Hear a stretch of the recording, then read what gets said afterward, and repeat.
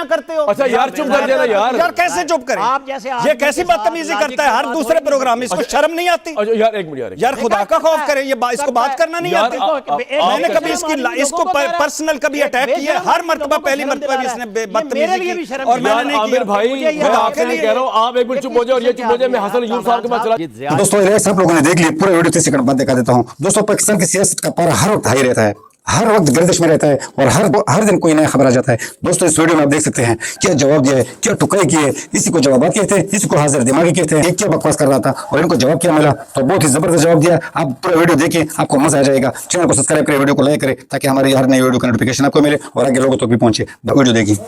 अगर आप दोनों ने प्लान किया हुआ है कि हमने अल्फिया बयान तैयार करने हैं दोनों ने आपस में, हमें भी बता देते, मैं भी उठा के पेपर ले आता आपके पास। यार आमिर साहब, इनके पास तो रजिस्टर हमेशा से होता है, मैं आपको बताया। एक मिनट आमिर साहब, पहली बात तो ये कि भट्टी साहब से मेरी अभी 5 मिनट पहले मुलाकात हुई है और मैं मैच फिक्स करके, मैंने आपके साथ कभी मैच फिक्स नहीं किया। जब मैं आपके साथ एक चैनल में था तो